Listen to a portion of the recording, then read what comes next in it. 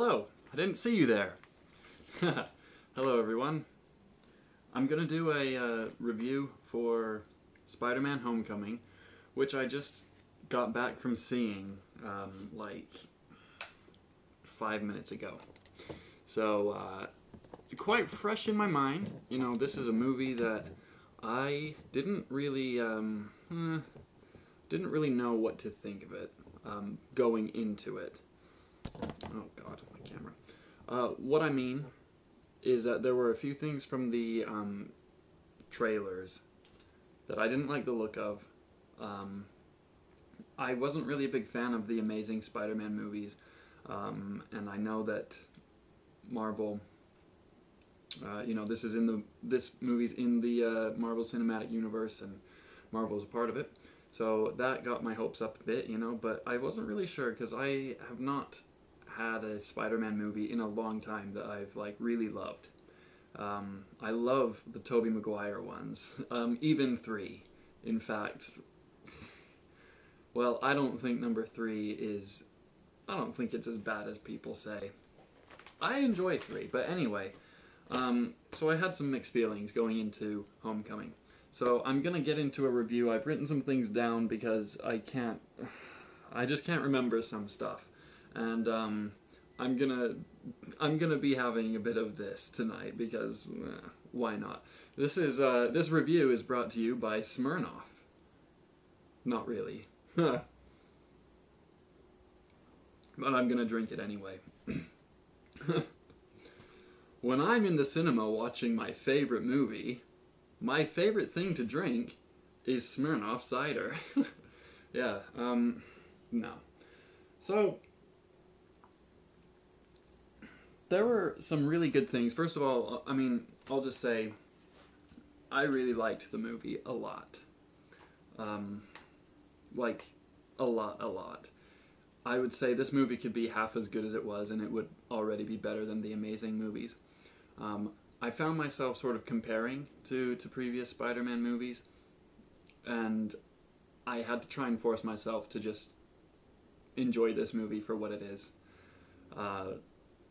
And looking at it that way, it's still a really good movie, a really good addition to the MCU. Awesome, you know, with some cameos and some small parts with other characters in the MCU. It fits in nicely. Okay,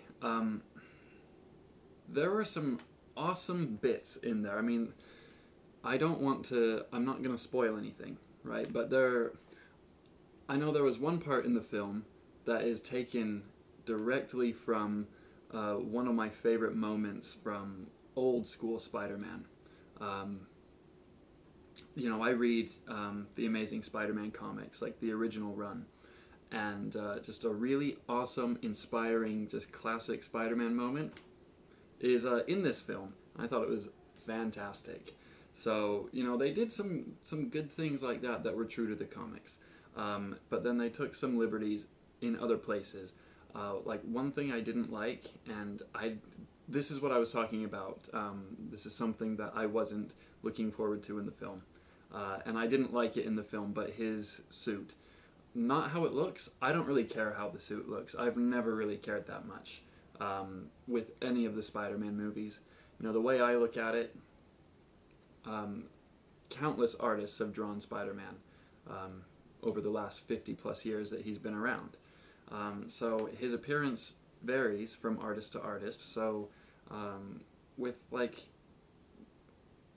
the movies, you know, his costume tends to change quite a bit. I don't care. The costume looked alright, but I didn't like how it was sort of like a light Iron Man suit, you know, with its own AI, you know, his own version of like Jarvis in it.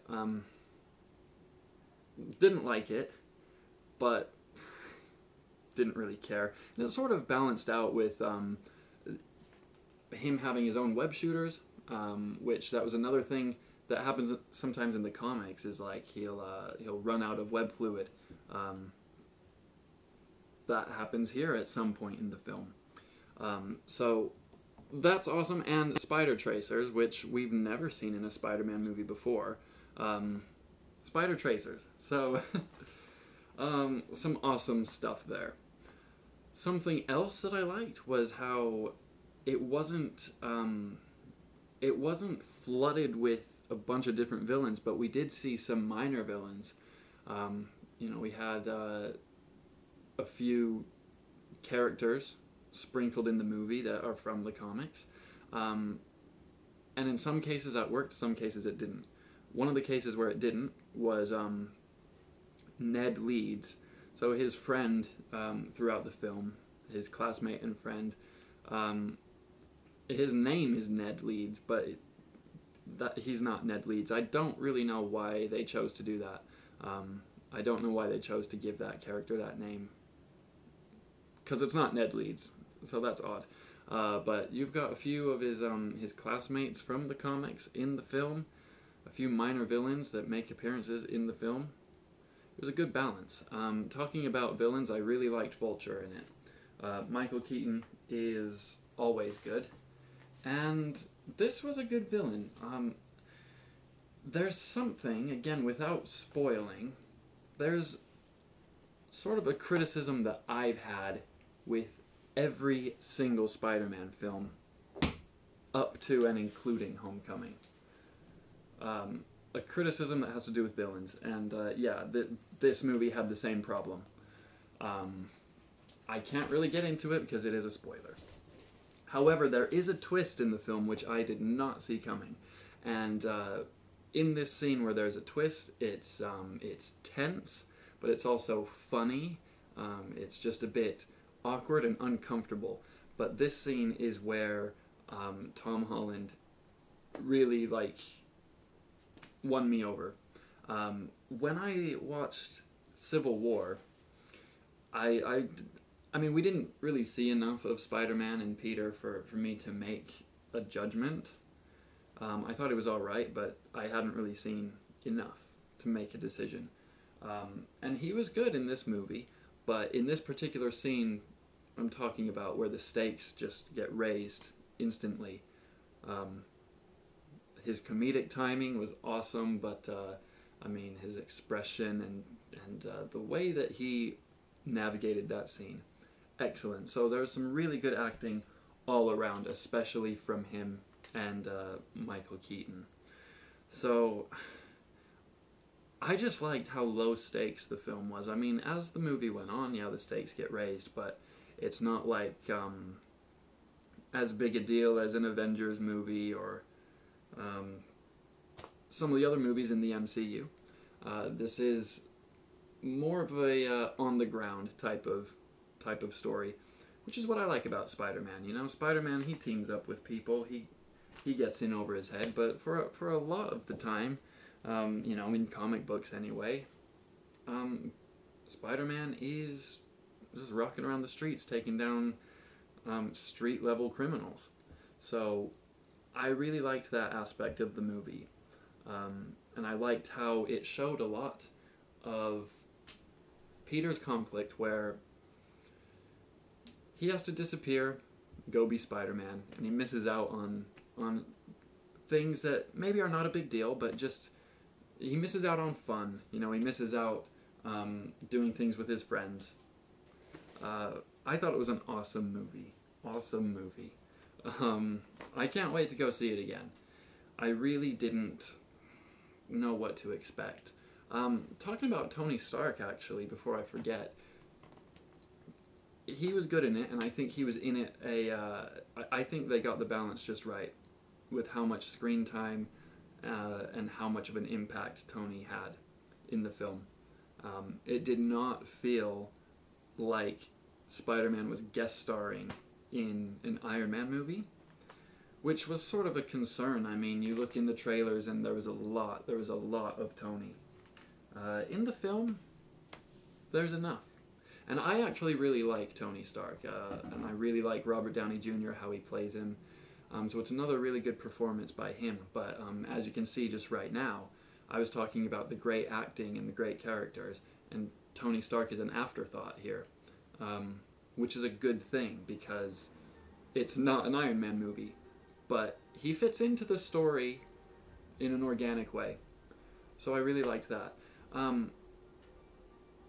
overall, I think that this movie, as I said, way better than the Amazing films.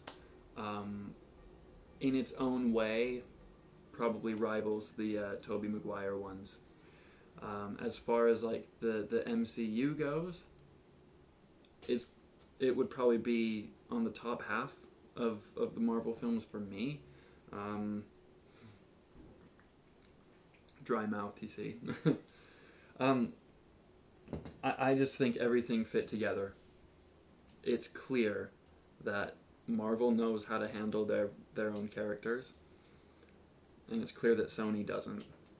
Sony doesn't know what they're doing with Spider-Man. So this is actually a really good gift. I still would love a Spider-Man 4. I know it will never happen, but I'll be damned if I don't miss Tobey and company.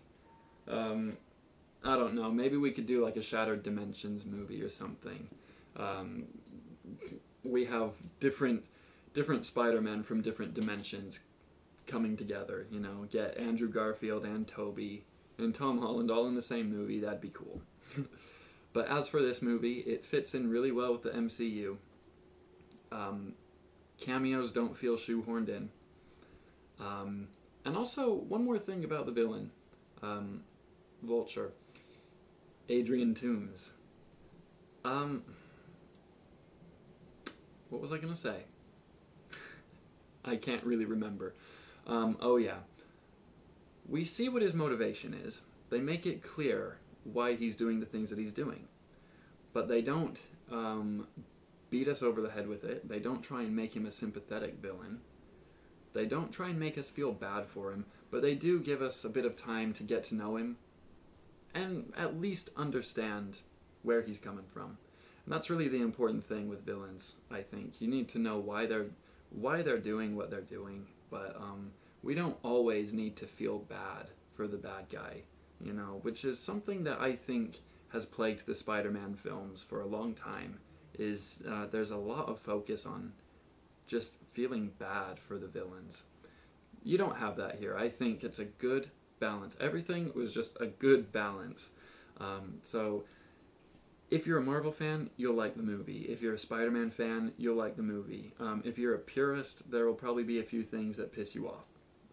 There are a few things that they took some liberties with, but they're also true to a lot of what Spider-Man is, who he is, what makes him what he is. So that's pretty much all I have to say. I am going to go see it again. I would recommend it. And I'm looking forward to seeing more of this version of Spider-Man. I'm looking forward to seeing how he goes through the MCU in the future. So that's pretty much my review.